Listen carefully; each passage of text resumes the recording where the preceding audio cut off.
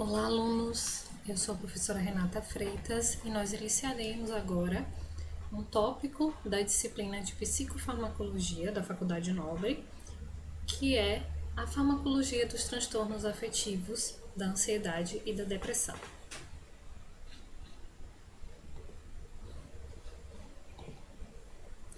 Nas aulas anteriores, nós abordamos sobre a introdução geral da neurofarmacologia, dos processos de neurotransmissão e os principais neurotransmissores, e hoje nós abordaremos os fármacos ansiolíticos e hipnóticos, os fármacos que são usados para a depressão.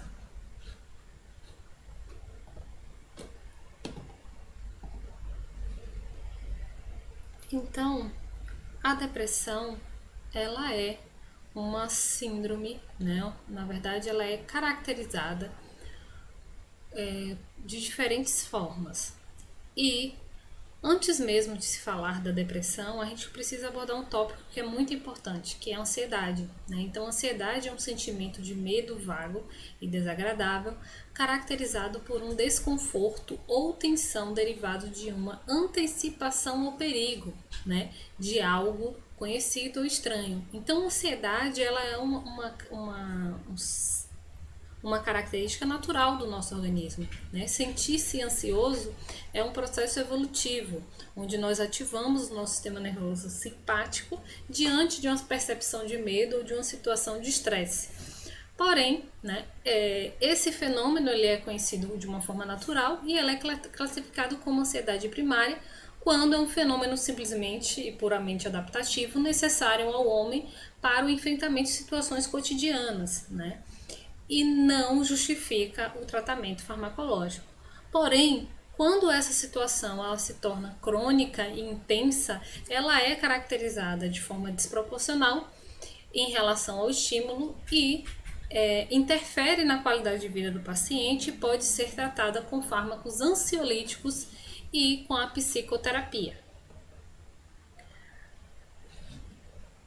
Esses medicamentos, né, que são usados para ansiedade, eles foram muito utilizados ao longo dos anos, né, e foi uma das primeiras classes, né, a serem desenvolvidas. Então, o primeiro tratamento, né, antipsicótico não. O primeiro sedativo hipnótico a ser desenvolvido foi o ácido barbitúrico, né, que deu origem ao fenobarbital, que é o que nós conhecemos por nome comercial de Gadernal, que ele é um potente ansiolítico e anticonvulsivante, por isso que tão usado clinicamente. E, porém, né, por ser o primeiro, ele ficou muito estigmatizado como um medicamento, né, de pessoas que tenham problemas mentais. E por conta disso, esse medicamento ele existe também um estigma associado à sua utilização. Porém, quando ele foi descoberto e quando ele começou a ser utilizado, ele caracterizou, né, uma população da década de 70 que acabou desenvolvendo dependência química a esses medicamentos, principalmente, né, associando esses medicamentos ao uso de uma outra substância que também tem efeito sedativo, que é o álcool, né? Então, a associação de barbitúricos com álcool, ela pode ser extremamente fatal, porque um potencializa o efeito do outro, como nós veremos no próximo slide, né? Então, com o passar dos anos, se desenvolveram outras classes. Em 1957 veio então os benzodiazepínicos, né, que é o diazepam, o clonazepam, que é conhecido popularmente como Rivotril. Então é uma classe de medicamentos que, apesar de todos os efeitos, né, e da dependência física e psicológica que eles causam, eles são muito utilizados por diversas classes de pessoas, né, de diferentes idades e sexos, exatamente por conta desse contexto atual que nós vivemos, né, da nossa vida moderna, que configura, né, um ambiente propício para o desenvolvimento de diversas situações relacionadas à ansiedade. Então, nesse gráfico, a gente consegue observar o efeito desses fármacos sedativos Em relação à dose, né? Então, observamos que a princípio aqui no início do gráfico, tanto os barbitúricos quanto os benzodiazepínicos, eles possuem, né, em pequenas doses, um efeito de sedação, desinibição e diminuição da ansiedade. Então, como o álcool também tem um efeito sedativo, nós vemos essa característica de diminuição da ansiedade e desinibição muito frequente em pessoas, né, que consumem álcool. Esses medicamentos também têm esse efeito em pequenas doses.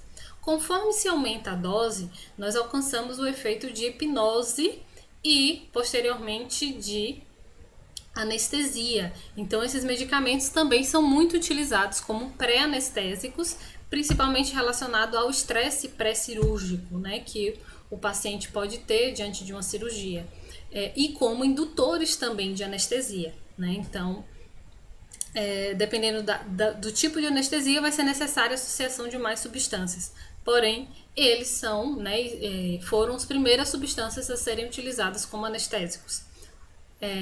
Ao aumentar a dose, né, nós observamos aqui, a partir da anestesia, que os benzodiazepínicos eles vão se caracterizar por uma curva muito mais acentuada do que os barbitúricos.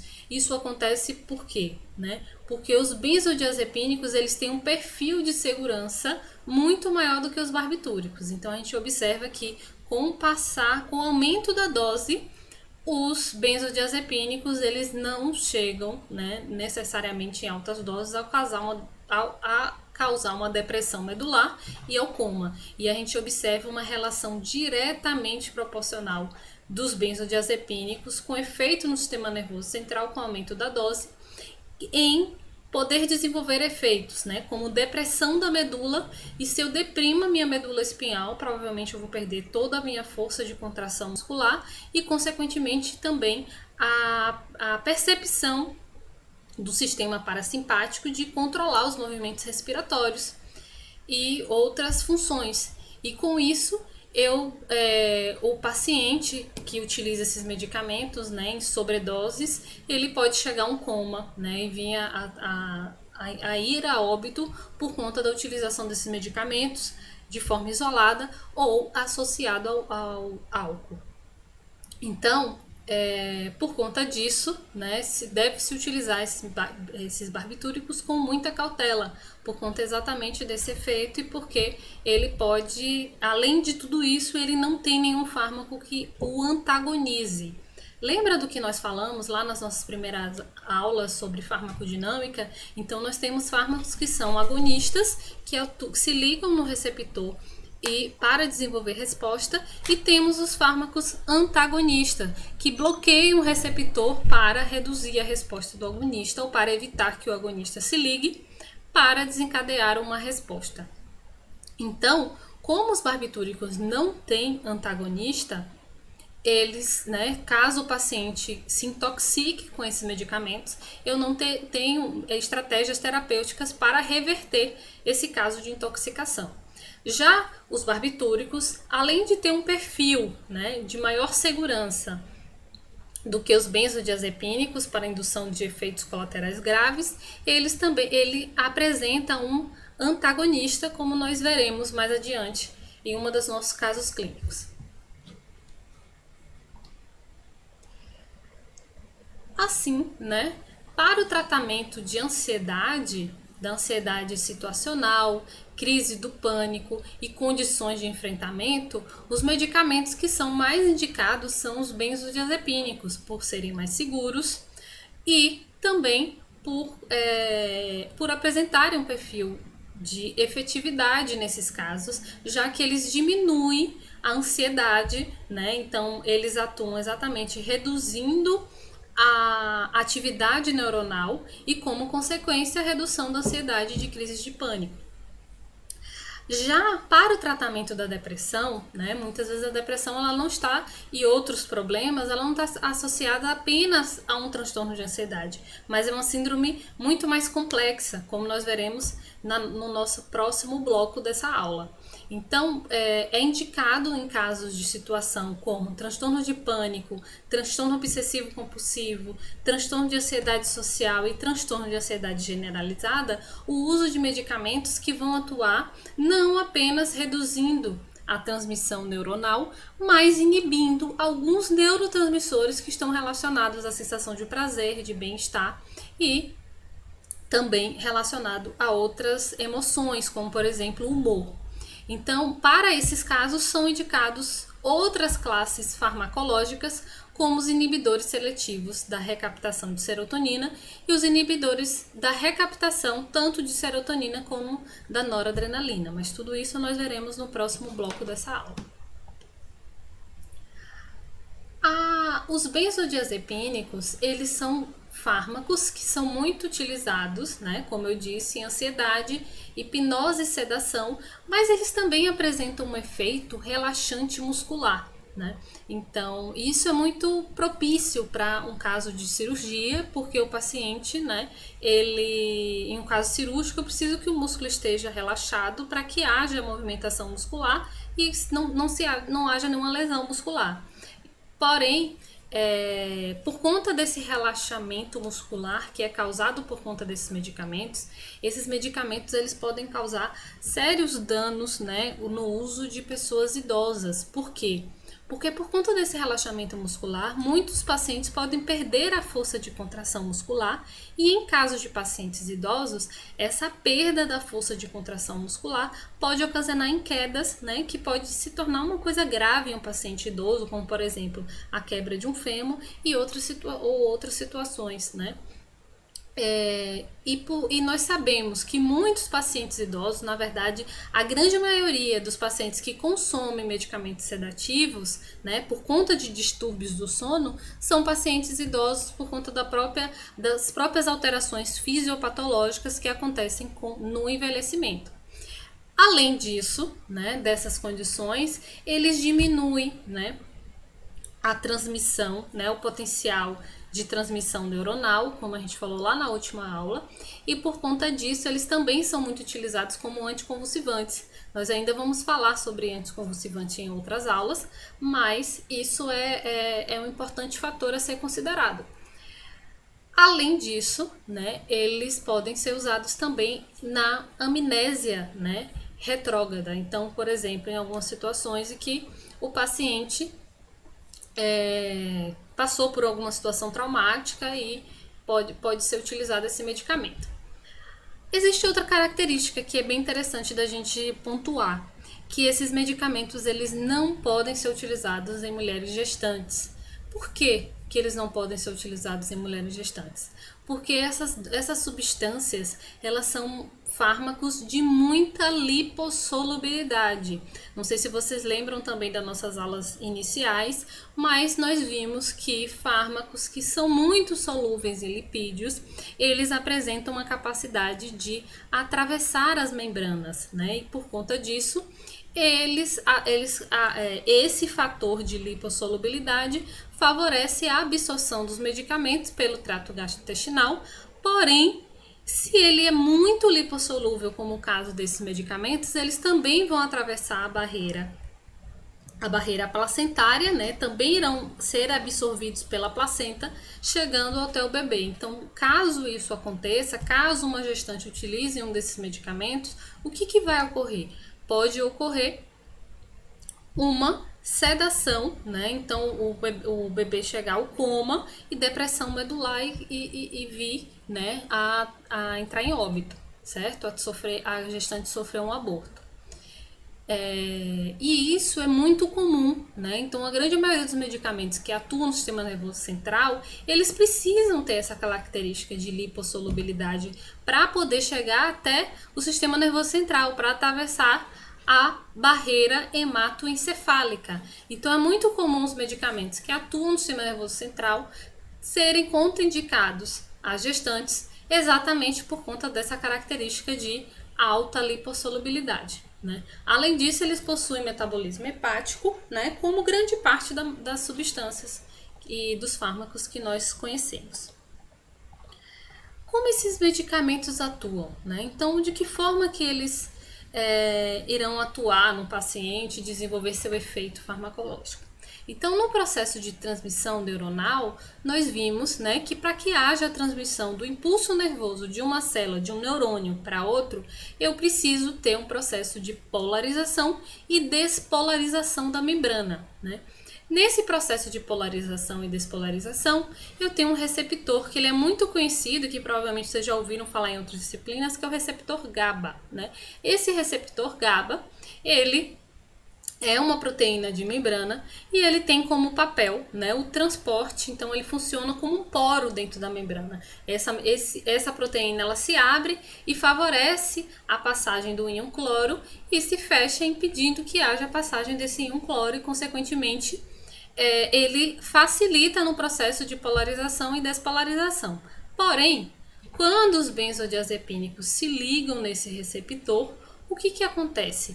Ele aumenta, ele dilata essa proteína, fazendo com que diminua o potencial de ação e, consequentemente, venha a sedação, né? Então, a gente não consegue, a neurotransmissão ela vai acontecer de forma mais lenta. Eu vou passar um vídeo em anexo para vocês assistirem após essa aula, para vocês verem como isso acontece, tanto o efeito dos sedativos como o efeito do álcool. E, consequentemente, isso vai diminuir a neurotransmissão e causar a sensação de sedação. Existem vários medicamentos nessa classe de fármacos, né? Então a gente observa que são muito comuns, provavelmente vocês já ouviram falar, ou alguém da família de vocês utiliza esses medicamentos, e apesar de ser uma classe terapêutica, né? Então os benzodiazepínicos é uma classe que tem vários fármacos que pertencem a essa classe. Por que eu preciso ter tantos fármacos de uma mesma classe? Então eu preciso ter esses fármacos porque cada paciente vai ter uma necessidade específica e cada medicamento tem uma eficácia, né, ou é utilizado de acordo com as características clínicas de cada paciente, certo? Então, quais são os parâmetros que se modificam, já que todos vão ter o mesmo efeito? O que vai se modificar são as questões da farmacocinética, que nós vimos lá naquela aula introdutória, né? Então, por exemplo, a meia-vida, a latência, que é o início do efeito, e a dose no adulto, né? Então, nós vemos aqui, por exemplo, o alprazolam, né, que é o frontal, que ele tem efeito, que ele tem meia-vida de 6 a 20 horas e ele começa a fazer efeito de 20 a 40 minutos. Opa! Eita, pra voltar agora. O Rivotril, que é muito utilizado, né, principalmente por idosos, que é a substância clonazepam, ele tem meia-vida de 20 a 60 horas. Então a gente observa que essa meia-vida é muito alta, o que favorece, por exemplo, ao acúmulo desse medicamento no organismo, já que é um medicamento que tem alta lipossolubilidade, né? Já que ele tem alta solubilidade, ele vai ter afinidade pela gordura, ele pode se depositar no tecido adiposo e o paciente, depois de 1 dia, 2 dias, começar a apresentar um efeito colateral, já que esse medicamento vai passar até 60 horas para cair metade da sua concentração na corrente sanguínea. Além de tudo isso, é muito importante a gente frisar que a ansiedade, né, e a insônia, existem fatores não farmacológicos que podem ser evitados, que podem ser utilizados para se tratar a insônia e a ansiedade, né? Então as medidas não farmacológicas são fundamentais, porque o medicamento solitariamente não vai resolver o problema. Como vocês viram, o medicamento está atuando sobre um receptor e ele vai ter um efeito momentâneo, né? Então, se o paciente ele não se tratar, né, se ele não adotar medidas não farmacológicas, provavelmente, né, quando ele interromper a terapia farmacológica, a insônia, a ansiedade vai retornar, né? Então, as medidas não farmacológicas que devem ser tomadas são, por exemplo, as medidas de higiene do sono, né? Então, a pessoa se preparar para dormir, não utilizar, não consumir alimentos, né, que tenham cafeína, que sejam fontes de cafeína, que é um estimulante do sistema nervoso central, que a gente vai falar mais adiante também sobre drogas que são estimulantes do sistema nervoso central. Alimentos, né, com, por exemplo, alimentos de difícil digestão, isso vai dificultar a indução do sono, né? E um sono mais tranquilo e relaxante. Evitar, né, luz, né, durante a noite. Então já tem estudos que demonstram que a luz da tela do computador e do celular, ele tem um potencial muito maléfico para a indução do sono, porque uma das substâncias relacionadas à indução do sono é a melatonina, que é um hormônio que nós produzimos e só conseguimos produzir ela em situações de baixa luminosidade. Então, muitas crianças estão tendo dificuldade, déficit cognitivo e desenvolvimento por conta do excesso, né, causado pelo excesso de luminosidade, e isso tudo dificulta o sono, e muitos hormônios do crescimento são liberados à noite, né? Então isso dificulta o desenvolvimento cognitivo, comportamental e até o crescimento e evolução de algumas crianças por conta dos nossos hábitos atuais. O cigarro também é um estimulante do sistema nervoso central, né? Então tudo isso deve ser evitado e deve-se ter uma rotina, né? Um horário fixo, o paciente realiza técnicas de relaxamento para que ele consiga ter uma noite, um sono tranquilo, e não precisar optar por terapias farmacológicas, porque existem muitos riscos associados à utilização de terapias farmacológicas. Então, eu vou paralisar nessa primeira fase da nossa aula aqui, né? Nesse caso, vou deixar essa questão aqui, que é uma questão que nós iremos discutir no nosso fórum de hoje mais tarde, mas eu vou passar essa questão para a gente finalizar esse vídeo e ele não ficar muito longo. Então, além, o risco de se utilizar esse tipo de medicamento, né, é que o uso crônico, né, de benzodiazepínicos e barbitúricos, eles vão causar tolerância. E o que significa causar tolerância? Significa que conforme você vai se expondo à utilização desse medicamento, chega um certo momento que ele não tem mais efeito, né? Então a tolerância significa que eu sou tolerante àquele medicamento, ou seja, aquele medicamento não causa mais efeito em mim. Apesar, para ele ter o mesmo efeito, eu preciso aumentar as doses. Então é muito comum um paciente começar a tomar doses mais altas do medicamento para ter o mesmo efeito, né? Então ele causa tolerância.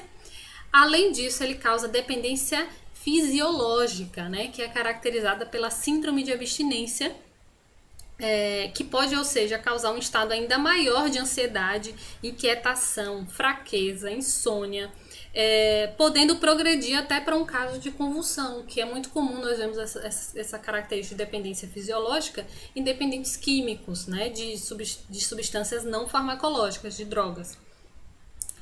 E a dependência psicológica, né? Então, muitos pacientes desenvolvem dependência psicológica porque acham que só vai conseguir dormir sem tomar o medicamento, ele nem tenta dormir, né? Então, a dependência psicológica, ela é uma necessidade de determinado comportamento para viver, né? Então, quando o paciente acha que ele precisa daquele comportamento para viver. Então, assim, a pessoa que desenvolve um hábito de fumar, um hábito de tomar o medicamento, ele acha que sem tomar aquele medicamento ele não consegue viver. Então só o ato, né, só a sensação de fumar, às vezes já para o paciente isso é fundamental, né, o que nós classificamos na farmacologia como a dependência psicológica. E já quase finalizando essa aula, eu mostro aqui esse slide, né, o que seria uma tolerância causada pelo uso dos benzodiazepínicos. Na primeira imagem, a gente observa aqui o receptor normal, o GABA, com a passagem do cloro, né? Então vem o potencial de ação, ocorre a passagem do cloro e, consequentemente, né, a célula é ativada e vai ativando outros neurônios.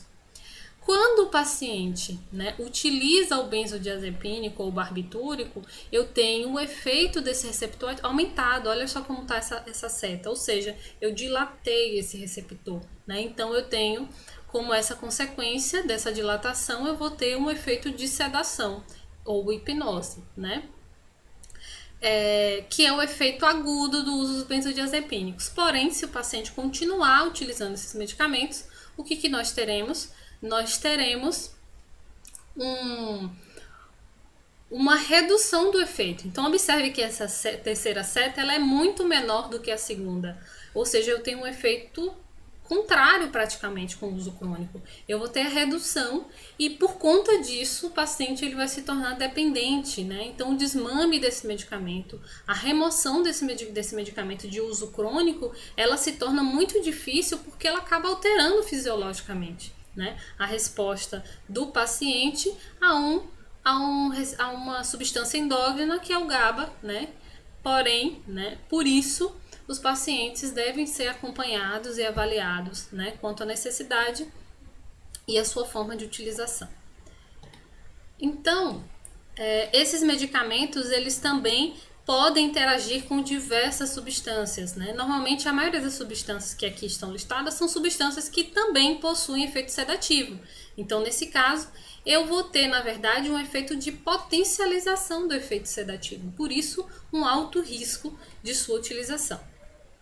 Por fim, né, eu trago aqui o álcool, para a gente finalizar essa primeira parte dessa aula, que também é um ansiolítico e sedativo, depressor do sistema nervoso central, e ele obviamente não é utilizado com efeito terapêutico, porque ele tem um potencial tóxico, né, alto, e isso supera qualquer benefício terapêutico, né? A curva dose-efeito ela é relativamente baixa, então para o paciente chegar a um caso de intoxicação, ele tem que consumir altas doses de álcool, né? Ele possui eliminação tanto pelo rins como pelos pulmões, por isso que o hálito de pessoas que fumam ele costuma ser bastante característico, e o consumo crônico pode levar a doenças hepáticas graves, né? Como a gastrite e outras deficiências nutricionais, porque o álcool pode diminuir a absorção de algumas vitaminas. Então, a gente finaliza aqui essa primeira parte da aula. E na próxima parte nós vamos falar especificamente dos fármacos que são usados para depressão. Obrigada!